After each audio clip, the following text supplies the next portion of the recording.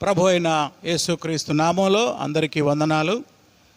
ఈ రాత్రి వేళ ఏర్పాటు చేయబడిన ఈ విజ్ఞాపన కూడిక కొరకు దేవుని యొక్క వాక్య భాగాన్ని చదువుకుందాం. అపోస్తల కార్యముల గ్రంథం 13వ అధ్యాయం మొదటి వచనం నుండి 3 వచనాల వరకు అందరం కలిసి చదువుకుందాం. అపోస్తల కార్యముల గ్రంథం 13వ అధ్యాయం మొదటి వచనం నుండి 3 వచనాలు నాతో కలిసి అందరూ చదవండి. అంతియొకయలో ఉన్న సంఘములో బర్నబా, నీగర్ అనబడిన సుమయోను, కురేనీయుడైన లూకియా, చతుర్థాధిపతి అయిన హేరోదుతో కూడా పెంచబడిన మనయేను, సౌలు అను ప్రవక్తలను బోధకులను ఉండిరి.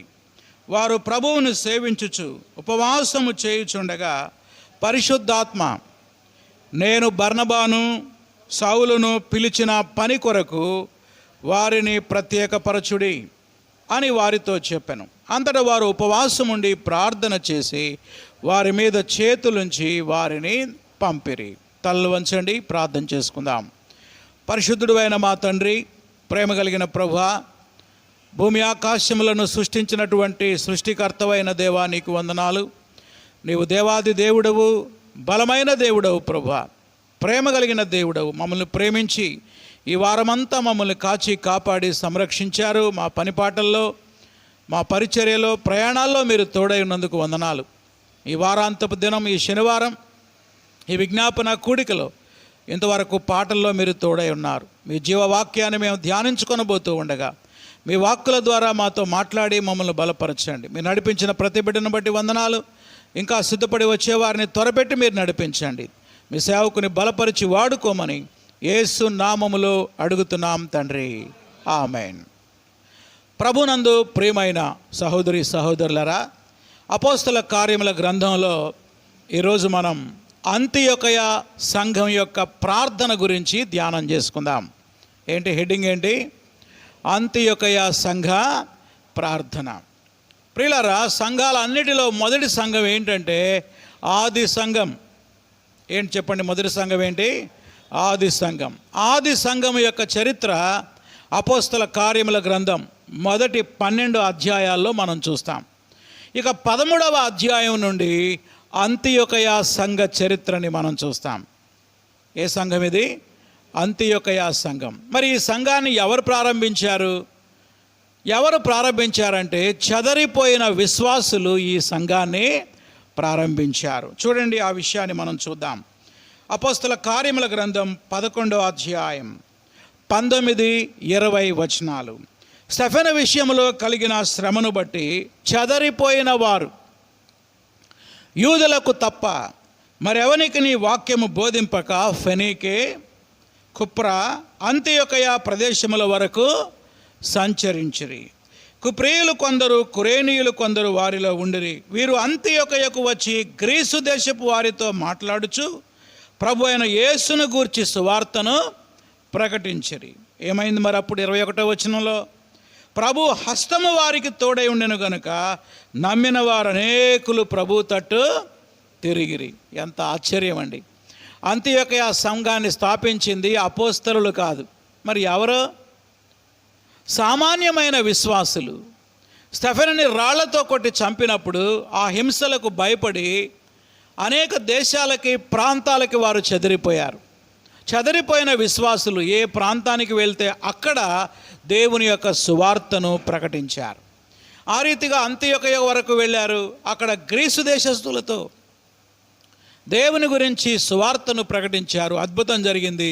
అనేక మంది మారు మనసు పొందారు. ఈ రీతిగా అంతియొకయ సంఘం ప్రారంభించబడింది. చెప్పండి, అంతియొకయ సంఘాన్ని ఎవరు ప్రారంభించారు? చెదరిపోయిన సామాన్యమైన విశ్వాసులు. ఆ తర్వాత ఈ సంగతి యెరూషలేములో ఉన్నటువంటి వారికి తెలిసింది. అంతియొకయలో కొత్తగా కొంతమంది ప్రభువుని నమ్ముకున్నారట అని. వారిని బలపరచడానికి మొట్టమొదట అపోస్తలులు బర్నబా అనే సహోదరుని పంపించారు. ఎక్కడికి? అంతియొకయ సంఘానికి. బర్నబా వచ్చి దేవుని వాక్యాన్ని బోధించాడు. ఆ తర్వాత కొంతకాలానికి బర్నబా మళ్ళా వెళ్ళి సౌలు అనేటువంటి వ్యక్తిని తీసుకొని వచ్చాడు. ఆ సౌలు ఎవరో కాదు, పౌలుగా మారిన సౌలు. ఆ తర్వాత సౌలు పౌలుగా వచ్చి ఇక్కడికి వచ్చి వాళ్ళిద్దరూ కలిసి కొన్ని సంవత్సరాల పాటు దేవుని సువార్తను అక్కడ ప్రకటించారు. కనుక అంతియోకియ సంఘానికి ఫస్ట్ పాస్టర్ గారు ఎవరు? బర్నబా. తర్వాత ఇంకొక పాస్టర్ గారు ఎవరు? పౌలు. వాళ్ళిద్దరూ కలిసి ఆ సంఘానికి ఇద్దరు పాస్టర్స్ అన్నమాట, ఇద్దరు బోధకులు, బర్నబా మరియు సౌలు లేదా పౌలు. ఇంకా కొంతమంది ఉన్నారు. వాళ్ళందరూ కలిసి దేవుని యొక్క వాక్యాన్ని ప్రకటిస్తూ అద్భుతమైన పరిచర్య చేశారు. ఈరోజు మన అంశం ఏంటంటే అంతియోకయ సంఘము యొక్క ప్రార్థన. ఏంటి చెప్పండి? అంతియోకయ సంఘము యొక్క ప్రార్థన. ఈ సంఘం ఎలా ప్రార్థన చేసిందో మనం దేవుని వాక్యంలో చూద్దాం. చూడండి, 13వ అధ్యాయము 1వ వచనం. అంతియోకయలో ఉన్న సంఘములో బర్నబా, నీగరనబడిన సుమయోను, కురేనీయుడైన లూకియా, చతుర్థాధిపతి అయిన హేరోదుతో కూడా పెంచబడిన మనయేను, సౌలు అను ప్రవక్తలను బోధకులను ఉండిరి. ఈ సంఘంలో 5 ఉన్నారట సహోదరులు. వీళ్ళంతా ఎవరు? దే ఆర్ ప్రాఫెట్స్, వారు ప్రవక్తలు. దే ఆర్ టీచర్స్, వారు దేవుని వాక్యాన్ని బోధించే బోధకులు. ఏం చేస్తున్నారు వీళ్ళంతా? చూడండి 2వ వచనం. వారు ప్రభువును సేవించుచు ఉపవాసము చేయుచుండగా. ఈ 5 సేవకులు, ఈ ప్రవక్తలు, బోధకులు అందరూ కలిసి ఉపవాసం ఉండి దేవునికి ప్రార్థన చేస్తూ ఉన్నారు. అద్భుతం జరిగింది. దేవుడు వీరి ప్రార్థన ఆలకించాడు. పరిశుద్ధాత్మ దేవుడు వాళ్ళతో మాట్లాడుతున్నాడు. దేవునికి స్తోత్రము కలుగునుగాక. ఏమంటున్నాడు పరిశుద్ధాత్మ దేవుడు? చూడండి 2వ వచనం, అపోస్తల కార్యముల గ్రంథం 13వ అధ్యాయము 2వ వచనం. పరిశుద్ధాత్మ, వారు ప్రభువును సేవించుచు ఉపవాసము చేయుచుండగా పరిశుద్ధాత్మ దేవుడు మాట్లాడుతున్నాడు. చెప్పండి, ఎవరు మాట్లాడుతున్నారు? పరిశుద్ధాత్మ దేవుడు. ఏమంటున్నాడు ఆయన? నేను బర్నబాని సౌలుని పిలిచిన పని కొరకు వారిని మీరు ప్రత్యేకించండి. ఈ ప్రవక్తల్లో, ఈ బోధకుల్లో 2 దేవుడు ఎంపిక చేసుకున్నాడు. ఎవరా 2? బర్నబా మరియు సౌలు. సౌలు అనగా పౌలు. నేను వాళ్ళిద్దరిని ప్రత్యేకపరుచుకున్నాను, వారిని మీరు ప్రత్యేకపరచండి. వారు ఇక్కడ ఈ సహవాసంలో ఉండి మీతో ఆనందించడం కాదు, వారు నా నిమిత్తము మిషనరీలుగా దేవుని సువార్త కొరకు వెళ్ళాలి అని పరిశుద్ధాత్మ దేవుడు వారితో మాట్లాడినప్పుడు సంఘం ఏం చేసిందో చూడండి 3వ వచనం. అంతటా వారు ఉపవాసం ఉండి ప్రార్థన చేసి వారి మీద చేతులుంచి వారిని పంపిరి.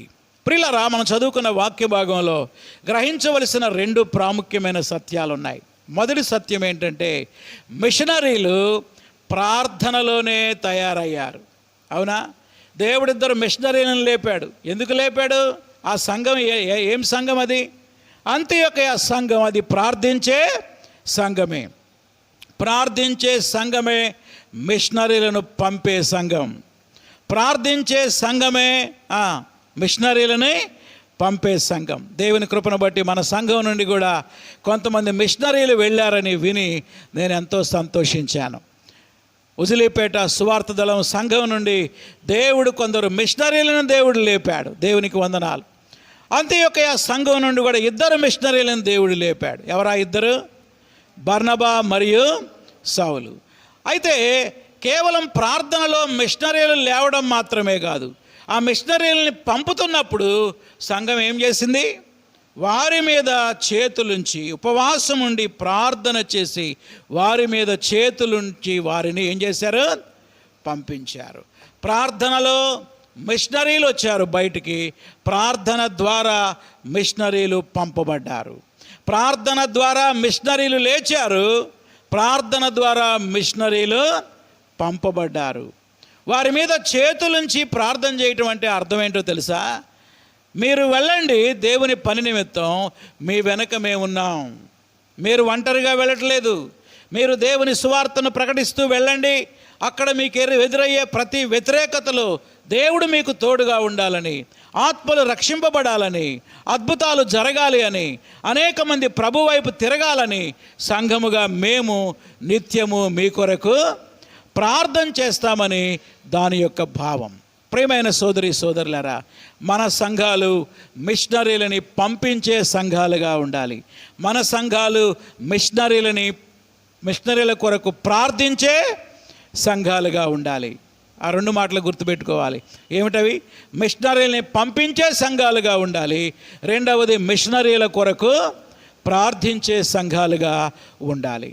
ఇలా ప్రార్థనలో పుట్టి ప్రార్థన ద్వారా పంపబడిన ఈ ఇద్దరు మిషనరీలు మొదటి సువార్త దండయాత్రకు వారు వెళ్ళినప్పుడు ఎన్ని అద్భుతాలు జరిగాయో, ఎంతమంది రక్షింపబడ్డారో, ఎన్ని వ్యతిరేకతలు అనుభవించారో 13, 14 అధ్యాయాల్లో ఇప్పుడు మనం ధ్యానం చేయబోతున్నాం. ఈ మిషనరీల ప్రయాణం ఎలా మొదలైంది, ఆ ప్రయాణంలో ప్రభువు ఎన్నెన్ని అద్భుతాలు జరిగించాడు, ఎంతమంది రక్షింపబడ్డారు, ఎన్ని వ్యతిరేకతలు వచ్చాయి, వ్యతిరేకతలు ఎంత ధైర్యంగా దేవుని కొరకు వారు నిలబడ్డారనే విషయాలని ఈ 2 అధ్యాయాలని ఇప్పుడు మనం ధ్యానం చేయడం ద్వారా మనం నేర్చుకుందాం. ఈ ధ్యానం ద్వారా మనం చేయవలసిన పని ఏంటో తెలుసా? అనేక మంది మిషనరీల కొరకు మనం సంఘముగాను వ్యక్తిగతంగాను వారి కోసం ఏం చేయాలి? ప్రార్థన చేయాలి. చూడండి, వరుసగా చూద్దాం. మొట్టమొదటి వీళ్ళిద్దరూ బయలుదేరి ఎక్కడికి వెళ్ళారు? నేను స్థలాలని ఆధారంగా చేసుకొని ఈ 2 అధ్యాయాలు విభజన చేయబోతున్నా. దేన్ని ఆధారంగా చేసుకొని? స్థలాలను ఆధారంగా చేసుకొని. మొట్టమొదటి స్థలం సలామీ. ఏంటి మొట్టమొదటి స్థలం ఏంటి? సలామీ. చూడండి 4, 5 వచనాలు. కాబట్టి వీరు పరిశుద్ధాత్మ చేత పంపబడిన వారై సెలూకయుకు వచ్చి అక్కడ నుండి ఓడ ఎక్కి కుప్రాకు వెళ్ళిరి. వారు సలామీలో ఉండగా, మీ దగ్గర పెన్ను ఉంటే ఇలా రెడ్డింగ్తో సర్కిల్ గీసుకోండి. ఈ స్థలం పేరేంటి చెప్పండి? సలామీలో ఉండగా యూదుల సమాజ మందిరములో దేవుని వాక్యాన్ని ప్రచురించుచుండిరి. యోహాను వారికి ఉపచారము చేయువాడై ఉండెను. మొట్టమొదటి మజిలీ ఏంటి చెప్పండి? సలామీ. సలామీ అనే ప్రాంతానికి వీరు వెళ్ళారు. అక్కడ యూదులు ఉన్నారు. యూదులు ప్రతి విశ్రాంతి దినాన సమాజ మందిరంలో కూడుకుంటారు. ఆ సమాజ మందిరంలోకి వెళ్ళి వాళ్ళిద్దరూ దేవుని వాక్యాన్ని, దేవుని యొక్క సువార్తను ప్రకటించారు. అయితే వీళ్ళిద్దరికీ పరిచర్య చేయడానికి ఒక యవనస్తుడిని తోడుగా తీసుకెళ్లారు. చెప్పండి, ఎవరా యవనస్తుడు? 5వ వచనంలో ఉంది, గమనించారా? యోహాను వారికి ఉపచారము చేయువాడై ఉండెను. ఈ యోహాను ఎవరంటే మార్కు. మార్కుకి మరొక పేరేంటి? యోహాను. అర్థమైందా? ఈ యోహాను ఎవరు? జాన్ మార్క్ అంటారు ఇంగ్లీష్లో. మార్కు అను మారు పేరు గల యోహాను. ఈ పేరు మనం 12వ అధ్యాయంలో మనం చూస్తాం.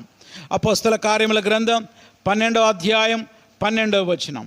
ఇట్లు ఆలోచించుకొని అతడు మార్కు అను మారు పేరు గల యోహాను తల్లి అయిన మరియ ఇంటికి వచ్చాను. అక్కడ మనకి మొట్టమొదట మార్కు లేదా యోహాను ప్రత్యక్షమవుతాడు. యోహాను కనబడతాడు మనకి. రైట్. ఈ రీతిగా మొట్టమొదటి వారు ప్రకటించినటువంటి స్థలం ఏంటి చెప్పండి? సలామీ. సలామీలో దేవుని యొక్క సువార్తను ఈ ఇద్దరు మిషనరీలు ప్రకటించారు. Next number 2. రెండవ స్థలం పేరేంటంటే పాపు. పాపి కాదు, ఏంటి? పాపు. అది 6వ వచనం నుండి 12వ వచనం వరకు చదువుతున్నా. చూడండి 6 నుంచి. వారు ఆ ద్వీపమంతటా సంచరించి పాపు అనే ఊరికి వచ్చారు. ఏ ఊరు వచ్చారట? పాపు. అక్కడ ఒక గారడీవాడు ఉన్నాడట. ఆ గారడీవాడి పేరు బర్యేసు. ఏంటి గారడీవాడి పేరేంటి? అతడు యూదుడే, కానీ అతడు గారడీలు చేసి బతుకుతూ ఉంటాడు. ఆ వ్యక్తికి మరొక పేరు ఉంది, ఎలుమా. ఏం పేరు? ఎలుమా అనగా గారడీవాడు. అక్కడ వారు దేవుని వాక్యాన్ని ప్రకటిస్తూ ఉన్నారు. ప్రకటిస్తూ ఉంటే అక్కడ ఒక అధిపతి ఉన్నాడు. చూడండి 7వ వచనం.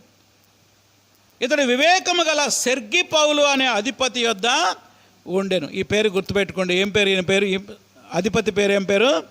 ఈయన ఒక ఆఫీసర్. ఆ సెర్గి పౌలు బర్నబాని సౌలుని పిలిపించి దేవుని వాక్యాన్ని వినగోరెను. అది బర్నబా, పౌలు రండి, మీరేదో చెప్పాలనుకొని వచ్చారు కదా మా నా దగ్గరికి, చెప్పండి అని అడుగుతున్నాడు. ఎవరిని అడుగుతున్నారు? సెర్గి పౌలు అనే అధిపతి ఎవరిని అడుగుతున్నారు? బర్నబా సౌలుని అడుగుతూ ఉన్నారు. అప్పుడు బర్నబా సౌలు ఆయనకి యేసుక్రీస్తు గురించి సువార్తను ఈ ఆఫీసర్ గారికి ప్రకటిస్తూ ఉన్నాడు. ఆ పక్కన ఎవరున్నారు? ఈ గారడీవాడు ఉన్నాడు. వాడికి డౌట్ వచ్చింది, వీళ్ళు కనుక యేసుని నమ్ముకుంటే నా గారడీలు ఇక్కడేమి సాగవు.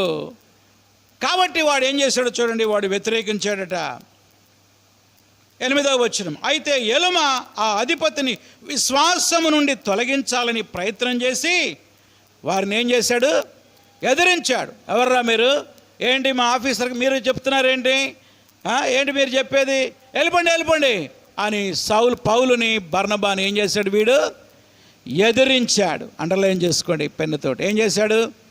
ఇది మొదటి వ్యతిరేకత. సువార్త ప్రకటనలో వ్యతిరేకతలు వస్తాయా రావా? వస్తాయి. మనం దేవుని సువార్తను ప్రకటిస్తే ఎదిరించే వాళ్ళు ఉంటారు. ఈ మొదటి సువార్త దండయాత్రలో పౌలుని బర్నబాని ఎదిరించిన వ్యక్తి పేరు ఏంటంటే ఎలుమ, అనగా గారడీవాడు. ఏం పేరు అతని పేరు?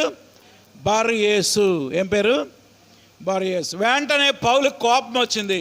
కోపం వచ్చి వాడిని ఏమన్నాడో చూడండి. 9వ వచనం, పౌలు అనబడిన సౌలు పరిశుద్ధాత్మ నిండినవాడై అతన్ని తేరి చూచి, సమస్త కపటముతోను సమస్త దుర్మార్గముతో నిండినవాడా, అపవాది కుమారుడా, సమస్త నీతికి విరోధి, నీవు ప్రభు యొక్క తిన్నని మార్గములు చెరగొట్టడం మానవా?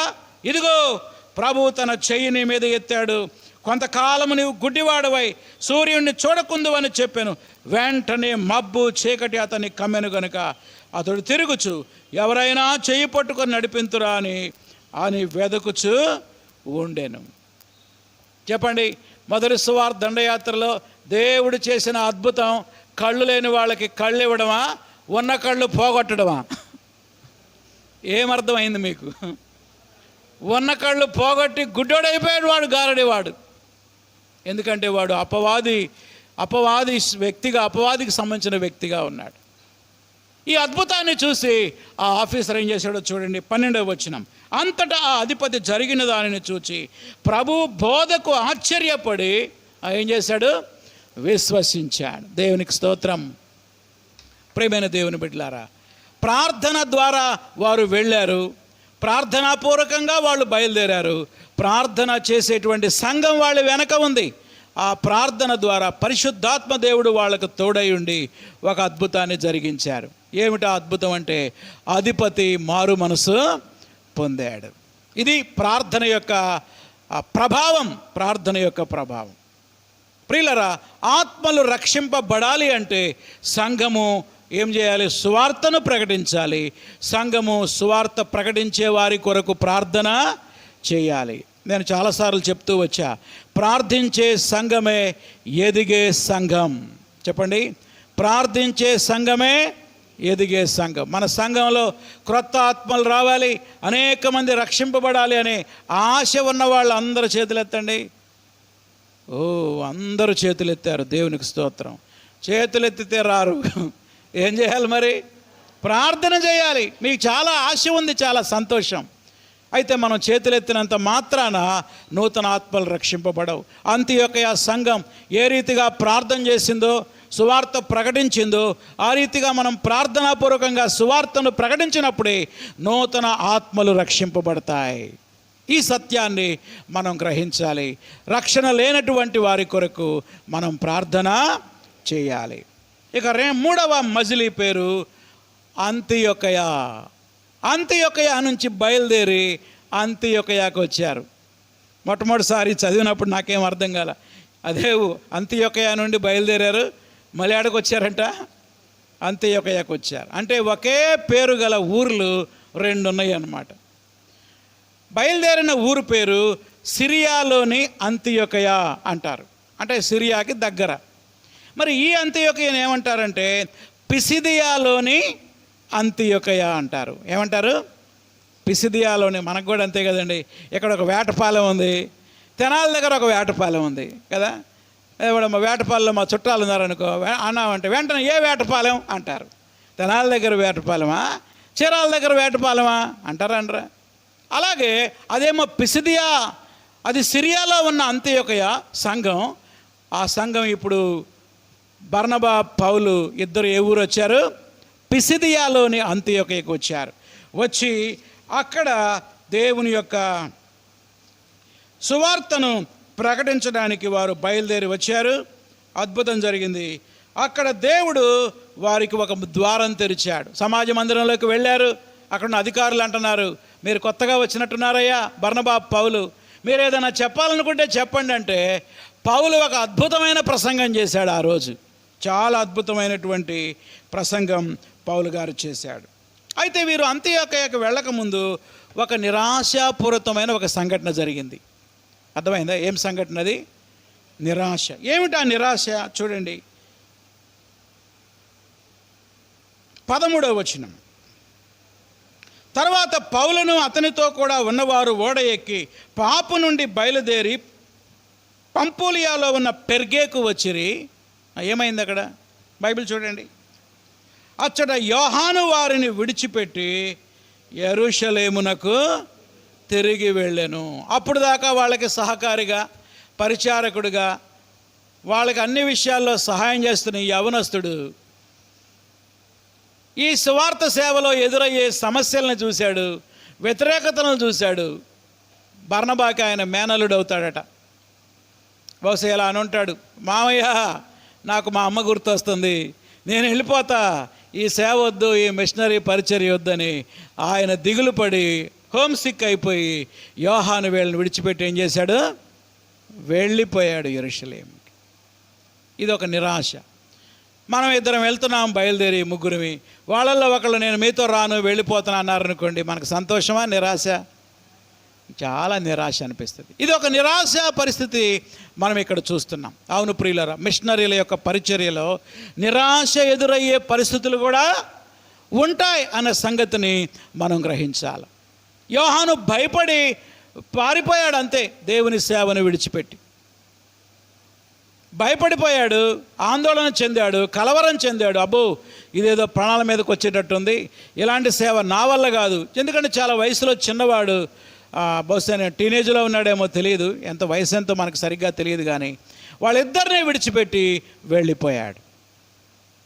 ఆ తర్వాత వారు పిసిదియాలోని అంత్యోక్యకు వచ్చారు. అక్కడ అద్భుతమైన దేవుని యొక్క సువార్తని పౌలు గారు ప్రకటించారు. రెఫరెన్స్ రాసుకోండి. అది ఎక్కడి నుంచి ఎక్కడి దాకంటే 13వ వచనం నుండి 52వ వచనం వరకు. చాలా పెద్ద పారాగ్రాఫ్ అది. ఎక్కడి నుంచి ఎక్కడి దాకా?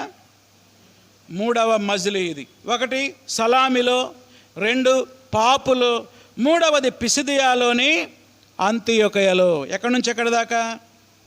13వ వచనం నుండి ఎక్కడి దాకా? 52వ వచనం వరకు.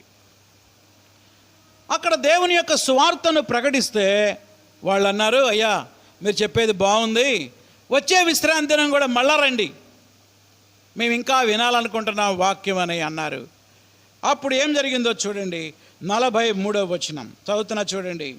సమాజ మందిరంలోని వారు లేచిన తరువాత అనేకులు యూదులను, ఇంకా భక్తిపరులైన యోధామత ప్రవిష్టులు పౌలుని బర్నబాని వెంబడించిరి. దేవునికి స్తోత్రము కలుగునుగా. పిసిదియాలోని అంత్యోక్యలో ఎంతమంది మారు మనసు పొందారు చెప్పండి? ఇప్పుడే కదండి చదివాం మనం. ఏముంది అక్కడ? అనేకులు. అందరూ చెప్పండి ఆ మాట. ఎంతమంది అంట? అనేకు. That means countless. ఆయన ఏం కౌంటింగ్ చేసుకోవాలి, ఎంతమంది, 20 మంది, 30 మంది, 100 మంది, 50, 200 మంది అని అనలా. అనేక మంది దేవుని యందు విశ్వాసం ఉంచారు. ఇది ఒక గొప్ప రివైవల్, గొప్ప ఉజ్జీవం. ప్రియులరా, ఒక సత్యాన్ని చెప్పబోతున్నా.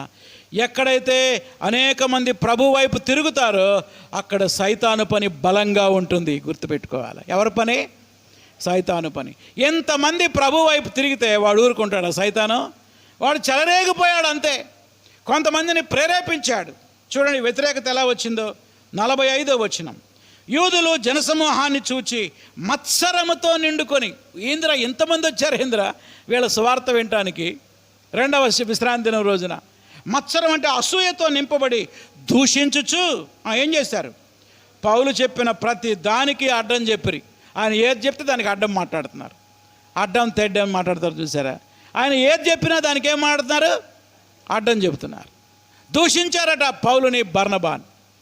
గుర్తుపెట్టుకోవాలి. ఎక్కడైతే సువార్త సేవ బలంగా జరుగుతుందో అక్కడ సైతాను పని కూడా బలంగా జరుగుతుంది. ఎందుకని అనేక మంది దేవుని యొక్క వాక్యాన్ని వినటానికి వస్తున్నారు, అనేక మంది ప్రభు వైపు తిరుగుతున్నారు, అనేకులు దేవుని నమ్ముకుంటా ఉంటే అక్కడ కొంతమంది యూదులు మత్సరముతో నిండుకొని, అసూయతో నిండుకొని పౌలుని దూషించడం మొదలుపెట్టారు, బర్నబా పౌలుని. అంత మాత్రమే కాదు, ఆయన చెప్పే ప్రతిదానికి ఏం చేస్తున్నారంట, అడ్డం చెప్తున్నారు. అంత మాత్రమే కాదు, ఇంకేం చేశారో చూడండి 50వ వచనం. యూదులు భక్తి మర్యాద గల స్త్రీలని, ఇంకెవరిని, ఆ పట్టణంలో ప్రముఖులను రేపి పౌలుకి బర్నబాకి హింస కలుగజేసిరి. ఎవరెవరిని రెచ్చగొట్టారు వీళ్ళు? భక్తి కలిగిన స్త్రీలను రెచ్చగొట్టారంట. ఎందుకంటే స్త్రీలు బలహీనలు కదా, గబాలనే వింటారనమాట. వెనక ముందు ఆలోచన చేయకుండా ఈ మత్సరంతో అసూయతో ఉండిన యూదులు చెప్పిన మాట విని చెలరేగిపోయారనమాట. ఎవరి మీదకి?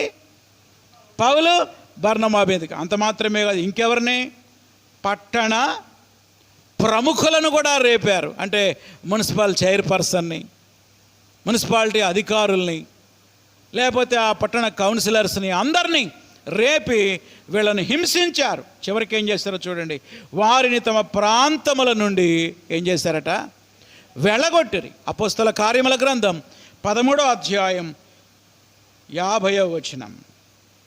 పట్టణ ప్రముఖులను లేపి పౌలుకి బర్నబాకి హింస కలుగజేసి వారిని తమ ప్రాంతముల నుంచి ఏం చేశారు, వెళ్ళగొట్టరి. ఈ రీతిగా ఒకవైపు వ్యతిరేకతలున్నాయి, దోషణలున్నాయి, చెలరేగిపోతున్నారు, వెళ్ళగొడతా ఉన్నారు. అదే సమయంలో దేవుని పని కూడా బలంగా జరుగుతూ ఉంది. చూడండి దేవుని పని ఎలా జరుగుతుందో చూడండి. 48వ వచనం. అన్యజనులు ఆ మాట విని సంతోషించి దేవుని వాక్యాన్ని మహిమపరచురి.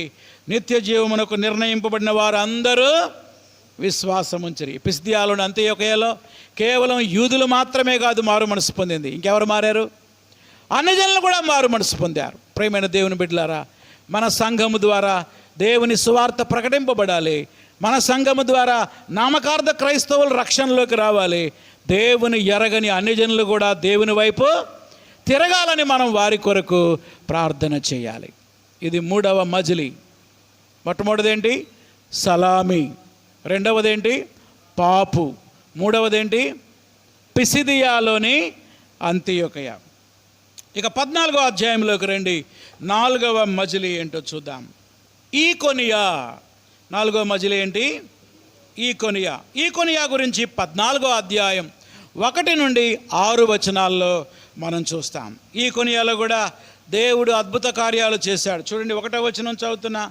ఈకొనియాలో జరిగినదేమనగా, వారు కూడి యూదుల సమాజ మందిరంలో ప్రవేశించి తేటగా బోధించినందున ఏం జరిగింది? అనేకులు యూదులను గ్రీసు దేశస్థులను ఏం చేశారు? విశ్వసించారు. దేవుడు అద్భుతంగా వారిని వాడుకున్నాడు. అనేక మంది యూదులు మారు మనసు పొందారు, అన్యజనులు కూడా దేవుని వైపు తిరిగారు. ఏ ఊరిలో అండి? ఈకొనియాలో. అయితే అక్కడ కూడా మళ్ళీ వ్యతిరేకత మొదలైంది. 2వ వచనం. అయితే అవిధేయులైన యూదులు అన్యజనులను కూడా పురికొల్పి వారి మనస్సుల్లో సహోదరుల మీద పగ పుట్టించిరి. పగ. ఇందాకేమో యూదుల్ని రేపారు, ఇప్పుడు చివరికి యూదులు వచ్చి ఎవరిని రేపుతున్నారు? అన్యజనులను కూడా రేపుతున్నారు. అన్యులను రేపి పగ పుట్టించారు. అయితే అద్భుతం జరిగింది, వారు భయపడలేదండి. ఎలా బోధించారో చూడండి 3వ వచనం. కాబట్టి వారు ప్రభువుని ఆనుకొని ధైర్యంగా మాట్లాడుచు అక్కడ బహుకాలము గడిపిరి. ఎవరికి భయపడలా. మమ్మల్ని చంపినా కానీ మేము ఇక్కడి నుంచి పోం, దేవుడు మమ్మల్ని ఇక్కడ పంపించాడు, దేవుని సువార్తను మేము ప్రకటిస్తామని ధైర్యంగా, ఎంతమంది పగబట్టిన వాళ్ళు వాళ్ళని చంపాలని చూసినా, పంపాలని చూసినా పంపలేకపోయారు. రెండవది, పగబట్టి ఏమి కూడా చేయలేకపోయారు. కారణం ఏంటో తెలుసా? వీళ్ళ కోసం ఎవరు ప్రార్థన చేస్తున్నారు? అది మర్చిపోవద్దు. సిరియాలోని అంతియోకయ సంఘం వీళ్ళ కోసం ఏం చేస్తుంది? ప్రార్థన చేస్తాం. ఆ ప్రార్థనలో ధైర్యం. తర్వాత చూడండి, ప్రభు వారి చేత సూచక క్రియలు, అద్భుత కార్యములు చేయించను. వారు చెప్పే వాక్యం ప్రజలు నమ్మడం కోసం అనేక అద్భుతాలు, అనేక సూచక్రియలు దేవుడు వారి ద్వారా జరిగించాడు. నెక్స్ట్ 5వ స్థలం లుస్త్రా. ఏంటి 5వ స్థలం పేరేంటి? లుస్త్రా. లుస్త్రాలో ఏం జరిగిందో మనం 7వ వచనం నుండి, అపోస్తల కార్యముల గ్రంథం 14వ అధ్యాయము 7 నుండి 19 వచనాలు, 7 నుండి 19 వచనాల్లో మనం చూస్తాం. 10వ వచనం చూడండి, 7 నుంచి. లుస్త్రాలో బలహీన పాదములు గల ఒకడుండెను. అతడు పుట్టినది మొదలుకొని ఎలా ఉన్నాడు? కుంటివాడ, ఎన్నడూ నడవలేక కూర్చున్నాడు. పౌలు మాట్లాడటం విన్నాడు.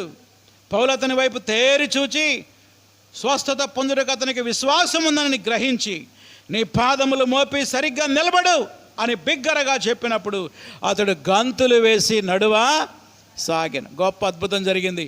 పుట్టినది మొదలుకొని కుంటివాడిగా ఉన్నటువంటి వీడు అందరూ చూస్తుండగానే లుస్త్రా పట్టణంలో లేచి గంతులేసి ఏం చేస్తున్నాడు? నడుస్తూ ఉన్నాడు. అందరూ ఆశ్చర్యపోయారు. వాళ్ళలో కొంతమంది అనుకున్నారంట, ఈ బర్నబా, ఈ పౌలు అనే వాళ్ళిద్దరూ మామూలు మనుషులు కాదు, వీళ్ళు దేవతలు, దేవతలే భూమి మీదకి దిగొచ్చారని వాళ్ళకి బలర్పించడం ప్రారంభించారు. వాళ్ళకి పూలదండలు వేస్తున్నారు. వీళ్ళు అంటున్నారు, అయ్యలారా, ఎందుకు మమ్మల్ని మీరు పూజిస్తారు? మేము దేవుళ్ళము కాదు, మేము మీలాంటి సామాన్యమైన మనుషులమే. వీటన్నిటినీ విసర్జించి జీవము గల దేవుని వైపు మీరు తిరగండి అని వారికి సువార్తని ప్రకటించారు. అయితే అక్కడ భయంకరమైన శ్రమ అనుభవించారండి. చూడండి ఏం చేశారో. 19వ వచనం. అంతియొకయ నుండి, ఈకొనియా నుండి యూదులు వచ్చి, ఎక్కడి నుంచి వచ్చారు? వీళ్ళని హింసించడానికి పని కట్టుకొని వచ్చారంట. ఎక్కడి నుంచి? పిసిదియాలోని అంతియొకయ నుండి, పక్కనే ఉన్న ఈకొనియా నుండి వచ్చారు. వచ్చి ఏం చేశారో చూడండి. జనసమూహాన్ని తమ పక్షంగా చేసుకొని పౌలు మీద రాళ్ళు రువ్వి అతడు చనిపోయానని అనుకొని పట్టణము వెలుపలికి అతనిని ఏడ్చారు. చంపేశారండి రాళ్లతోటి. ఎవరిని? అపోస్తలుడైన పౌలుని. బైబిల్ గ్రంథంలో చనిపోయానని అనుకొని పట్టణమునకు వెలుపలికి అతను ఈడ్చిరి అని రాయబడింది. నేనైతే చచ్చిపోయాడని అనుకుంటున్నాను. నేను అంత భయంకరంగా కొట్టారు. రాళ్లతో కొట్టి స్పృహ కోల్పోతే, చచ్చిన వాడి వలె పడిపోతే ఈడ్చుకొని వెళ్ళి ఊరవతల కుక్కని ఈడ్చినట్టుగా ఈడ్చి పడేశారు. ఎవరిని? అపోస్తలుడైనటువంటి పౌలుని, మిషనరీ పౌలుని. చూడండి, మిషనరీలు ఎన్ని హింసలు అనుభవిస్తున్నారో ఈ యొక్క చరిత్రని మనం చూస్తే అర్థమవుతుంది. అప్పుడే కాదు, ఇప్పుడు కూడా అనేక మంది మిషనరీలు సువార్త వ్యతిరేకతల చేత ఎన్నో శ్రమలు పడుతున్నారు, ఎన్నో కష్టాలు పడుతున్నారు, హింసింపబడుతున్నారు. అలాంటి హింసింపబడుతున్న మిషనరీల కోసం భారముతో మనం ప్రార్థన చేయాలి. భారముతో ప్రార్థన చేయాలి. ఇక చనిపోయే దశకొచ్చాడు. ఇంకా కొన ప్రాణంతో కొట్టుకుంటున్నప్పుడు బహుశా ఆ ప్రాణం పోకుండా దేవుడు కాపాడాడు. దానికి కారణం బహుశా అంత్యొకయ సంఘం ఆయన కోసం ఏం చేస్తుంది? ప్రార్థన చేస్తూ ఉంది. నీ ప్రార్థన మిషనరీలకి ప్రాణం పోస్తుందని తెలుసా? నీకు తెలుసా? మన ప్రార్థన ద్వారా దేవుడు మిషనరీలని కాపాడుతాడు. అందుకే భారముతో మనం ప్రార్థన చేయాలి. మన వ్యక్తిగత ప్రార్థనలో ప్రతి దినము మిషనరీల యొక్క అంశం అనేది ఉండాలి. మనం ప్రతి శనివారం విజ్ఞాపనలో అనేక మంది మిషనరీల కొరకు ప్రార్థన చేస్తున్నాం. కేవలం శనివారానికే పరిమితం చేయకూడదు, అది చెప్తున్నా నేను. కేవలం మిషనరీల కోసం శనివారం ఒక్కరోజే ప్రార్థన చేయాలా? మీ వ్యక్తిగత ప్రార్థనలో మనం ప్రార్థన చేయాల్సిన అవసరత ఉన్నదా లేదా? చెప్పండి. శనివారమే వాళ్ళకి హింసలు వస్తున్నాయా? కాదు. ప్రతి పరిస్థితిలో అనేక హింసల గుండా వాళ్ళు వెళ్తూ ఉంటారు, వ్యతిరేకతల గుండా వెళ్తారు. కనుక ప్రతి దినము మిషనరీల కొరకు మనం ఏం చేయాలి? విజ్ఞాపన చేసేవారిగా ఉండాలి. లాస్ట్ మజిలీ చెప్పి నేను ముగిస్తా. చివరిది దెర్బే. ఏంటి ఊరి పేరు? దెర్బే. 20వ వచనం నుండి 21వ వచనం వరకు, 20 నుండి 21 వచనం వరకు. అయితే శిష్యులు అతని చుట్టూ నిలిచి ఉండగా అతడు లేచి పట్టణములో ప్రవేశించిరి. శిష్యులంట, పౌలు గారు చనిపోయే స్థితిలో ఉన్నాడు, కొన ప్రాణంతో ఉన్నాడు, సురోదపి పడిపోయాడు. వాళ్ళు ఏమనుకున్నారు? అయిపోయిందిరా వీడి పని, అయిపోయింది, కథం అయిపోయింది, పేడ విరగడైపోయిందిరా అనుకొని కుక్కని ఈడ్చినట్టుగా ఈడ్చి వెళ్ళిపోయారంత. కానీ ఆ చనిపోయే స్థితిలో ఉన్నటువంటి వ్యక్తి చుట్టూ ఎవరున్నారు? శిష్యులు ఉన్నారు. అనగా మారు మనసు పొందిన దేవుని బిడ్డలు ఉన్నారు. దేవుడు అద్భుతం చేశాడు. ఈ శిష్యులు చేయబట్టుకొని లేపి అని ఉందా బైబిల్లో? ఏమని చూడండి. శిష్యులు అతని చుట్టూ నిలిచి ఉండగా అతడు లేచి, బా ఎంత అద్భుతం అండి! దేవుడు ఎంత శక్తి ఇచ్చాడు చూడండి, ఎంత ఆరోగ్యం ఇచ్చాడు. లేచి పట్టణంలో ప్రవేశించి మరునాడు బర్నబాతో కూడా ఎక్కడికెళ్ళారు? దెర్బేకి వెళ్ళిపోయారు. మనమైతేనా, బర్నబా నీకు ఒక దండం, నీ యేసయ్యకి ఒక దండం, నేను పోతా అనేవాళ్ళం మనమైతే. కానీ ఏం చేశాడు తెలుసా? బర్నబా వెళ్దాం పదా అన్నాడు. ఎక్కడికి?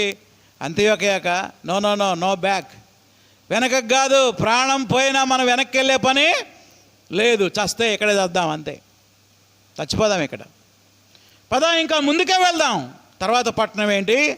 దెర్బేకి వెళ్ళిపోయారు వాళ్ళు. 21వ వచనం, వారు ఆ పట్టణంలో సువార్తను ప్రకటించారు.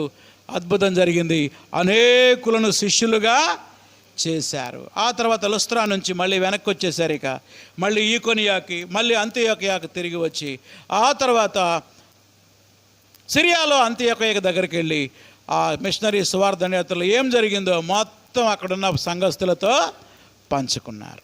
ప్రియమైన దేవుని బిడ్డలారా, దెర్బేలో ఏం జరిగిందో తెలుసా?